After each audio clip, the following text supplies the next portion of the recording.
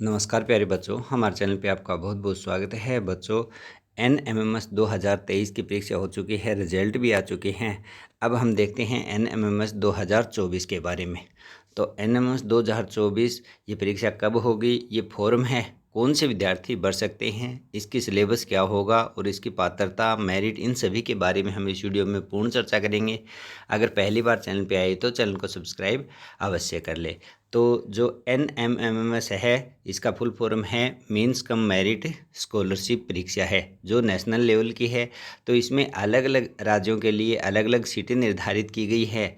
यह परीक्षा कक्षा 8 के विद्यार्थियों के लिए है, जो वर्तमान में कक्षा 8 में जो अध्ययनरत है उन विद्यार्थियों के लिए है। इस परीक्षा में 48,000 रुपये छात्रवृत्ति दी जाती है। जो विद्यार्थी पास हो जाता है उसे टोटल 48,000 रुपये छात्रवृत्ति दी जाती है, यानी कि 4 साल तक 9वीं से लेकर 12वीं कक्षा तक प्रत्येक महीने 1,000 रुपये के हिसाब से टोटल 48,000 रुपये छात्रवृत्ति दी जाती है।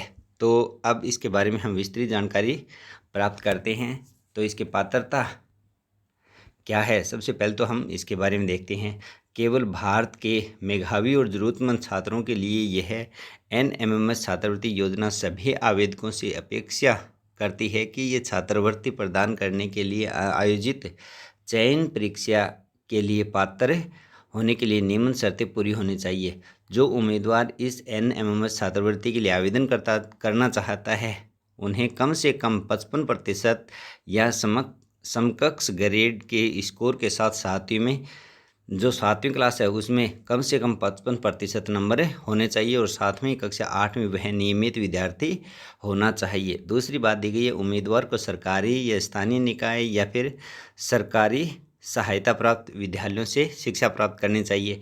यानी जो सरकारी स्कूल के विद्यार्थी है वो ही केवल फॉर्म भर सकते हैं।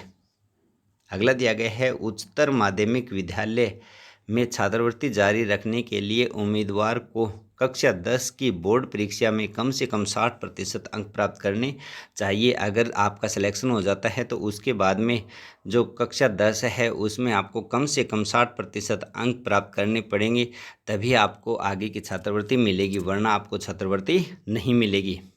कक्षा 12 में छात्रवृत्ति जारी रखने के लिए छात्रवृत्ति पुरस्कार विजेता को पहले प्रयास में ही कक्षा 11 में 55% या समकक्ष के साथ स्पष्ट पदोन्नति प्राप्त होनी चाहिए। यानी जो 11वीं क्लास है उसमें आपको 55% अंक प्राप्त करने होंगे। अनुसूचित जाति, अनुसूचित जनजाति वर्ग के छात्रों के लिए अंकों में 5% की छूट दी गई है। उम्मीदवार को वार्षिक पारिवारिक आय 3.5 लाख से अधिक नहीं होनी चाहिए। यानी जो पारिवारिक आय है वो 3.5 लाख से अधिक नहीं होनी चाहिए। साथ ही वे छात्र जो NVS यानी जो नवोदय विद्यालय, KVS केंद्रीय विद्यालय, सैनिक स्कूल और निजी स्कूलों में नामित है, वे NMMS परीक्षा के लिए पात्र नहीं है। तो जो नवोदय विद्यालय के हैं, KVS के हैं और सैनिक स्कूल और प्राइवेट विद्यालय के विद्यार्थी हैं वो फार्म नहीं भर सकते हैं। अब इसमें योग्यता देखते हैं कि कौन आवेदन कर सकता है। कक्षा 8 में नामांकित छात्र, यानी जो कक्षा 8 के विद्यार्थी है वही केवल फॉर्म भर सकते हैं, लड़का हो या लड़की दोनों ही। और कक्षा 8 में न्यूनतम योग्यता